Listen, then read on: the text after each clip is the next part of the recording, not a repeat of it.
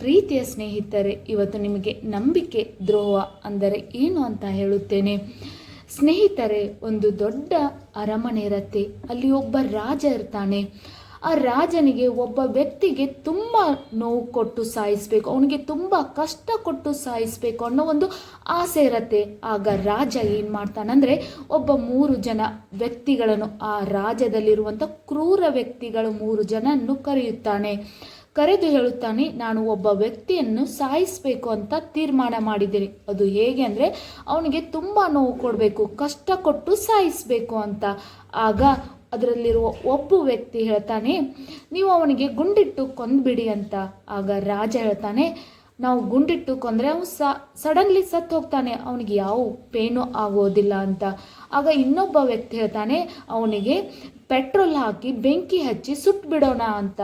ಆಗ ರಾಜ ಹೇಳ್ತಾನೆ, ಅವನಿಗೆ ಪೆಟ್ರೋಲ್ ಹಾಕಿ ಬೆಂಕಿ ಹಚ್ಚಿ ಸುಟ್ಟರೆ 2 ದಿನ ನೋವು ಅನುಭವಿಸ್ತಾನೆ, ಸತ್ತು ಹೋಗ್ತಾನೆ. ಆದರೆ ಅವನಿಗೆ ತುಂಬ ನೋವು ಕೊಡಬೇಕು, ಅವನು ಕಷ್ಟಪಟ್ಟು ಜೀವನನೇ ನರಕ ಅನ್ನಿಸ್ಬೇಕು ಅಂತ ನೋವು ಕೊಟ್ಟು ಅವನನ್ನು ಸಾಯಿಸಬೇಕು ಅಂತ. ಆಗ 3ನೇ ವ್ಯಕ್ತಿ ಹೇಳ್ತಾನೆ, ಹಾಗಿದ್ರೆ ನಾವು ಹೀಗೆ ಮಾಡೋಣ, ಅವನಿಗೆ ಒಬ್ಬರ ಜೊತೆ ತುಂಬ ಪ್ರೀತಿಯನ್ನು ಸ್ನೇಹವನ್ನು ಬೆಳೆಸೋಣ. ಆ ಪ್ರೀತಿ ಸ್ನೇಹ ಹೇಗಂದರೆ, ಅವನು ಈ ಜೀವನದಲ್ಲಿ ಅವ್ರನ್ನ ಬಿಟ್ಟು ಬದುಕೋಕ್ಕೆ ಆಗೋದಿಲ್ಲ. ಅವರಂದರೆ ಪಂಚಪ್ರಾಣ, ಅವರಿಲ್ಲದೆ ಅವನಿಗೆ ಊಟ ಕೂಡ ಮಾಡೋದಕ್ಕಾಗೋದಿಲ್ಲ, ನಿದ್ದೆ ಕೂಡ ಮಾಡೋದಕ್ಕಾಗೋದಿಲ್ಲ. ಅವರಿಲ್ಲ ಅಂದರೆ ಅವನಿಗೆ ನರಕ ಅನುಭವಿಸ್ಬೇಕು. ಆ ಥರ ಅವನಿಗೆ ಅವ್ರ ಜೊತೆ ಅಟ್ಯಾಚ್ಮೆಂಟ್ ಬೆಳೆಸೋಣ. ಅವನು ಅವರಿಲ್ಲದೆ ಬದುಕೋದಿಲ್ಲ, ಅವನು ಕೈ ಕಾಲೆಲ್ಲ ಶೇಕ್ ಆಗಬೇಕು ಅವರಿಲ್ಲ ಅಂದರೆ. ಆ ಥರ ಅವನಿಗೆ ಅವ್ರ ಜೊತೆ ಅಟ್ಯಾಚ್ಮೆಂಟ್ ಬೆಳೆಸೋಣ.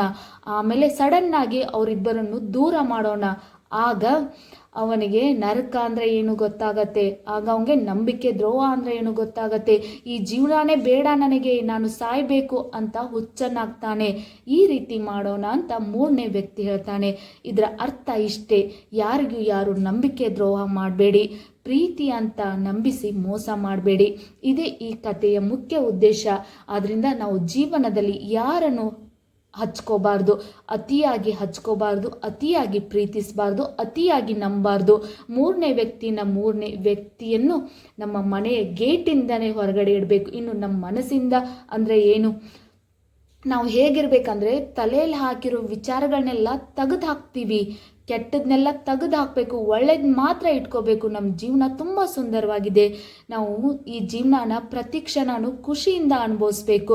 ಈ ಜೀವನ ತುಂಬ ಚಿಕ್ಕದು, ನಾವು ಯಾವಾಗ ಸಾಯ್ತೇವೆ ಅಂತ ಗೊತ್ತಿಲ್ಲ. ನಾವು ಪ್ರತಿ ಕ್ಷಣ ಸಾವಿಗೆ ಹತ್ತಿರ ಆಗ್ತಾ ಹೋಗ್ತಿರ್ತೀವಿ.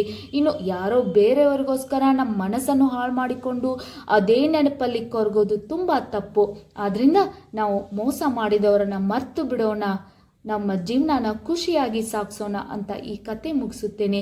ಇಷ್ಟ ಆಗಿದ್ದಲ್ಲಿ ವಿಡಿಯೋಕ್ಕೆ ಒಂದು ಲೈಕ್ ಮಾಡಿ, ಶೇರ್ ಮಾಡಿ, ಸಬ್ಸ್ಕ್ರೈಬ್ ಮಾಡಿ. Thank you.